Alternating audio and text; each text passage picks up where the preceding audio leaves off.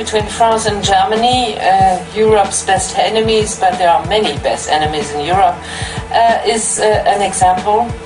It started earlier in comparison and certainly hurt less than the reconciliation between Germany and Poland. I can see one major difference between these two reconciliation processes. Post-war retaliation ideas between France and Germany were less violent. France and Germany also started working towards reconciliation earlier, and they were both part of the same bloc. The goal of this reconciliation was to help the people and not just the governments make peace. France and Germany did not have roughly equal grievances to reconcile. In 1945, the relationship to guilt was not the same between Germans and French.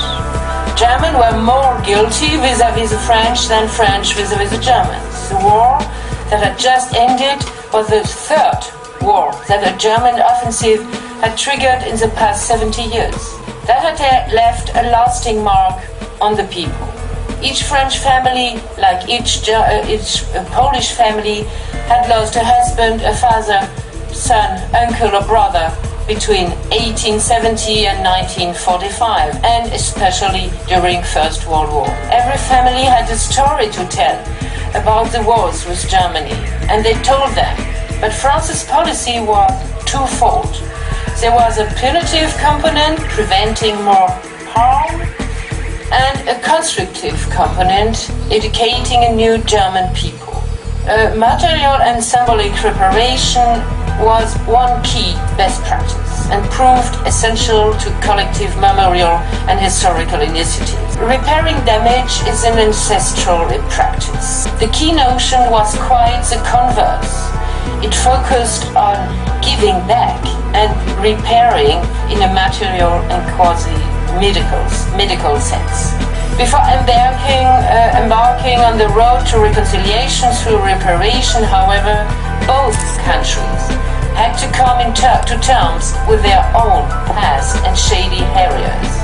The fact that both countries were aware of the other's efforts to do so provided a fundamental step towards reconciliation.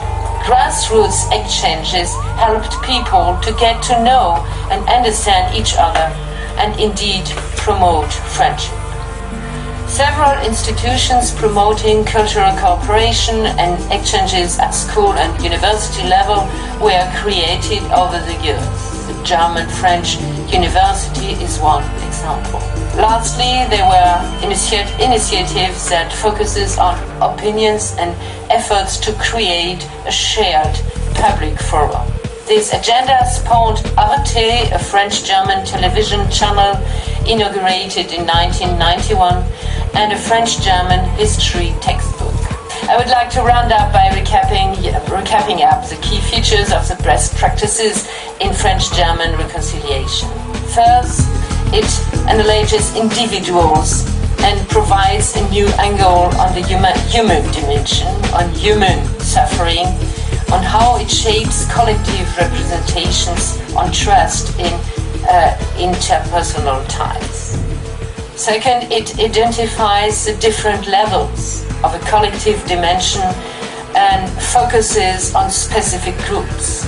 This applies to victim compensation as much as support for exchanges between social classes. It involves working together and doing things together at civil society and government level. It addresses representations, diluting national perspectives on historical events by integrating others' perceptions and views on the same events. Lastly, commemoration cements reconciliation.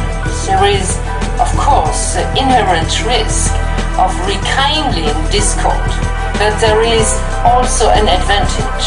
It puts history back where it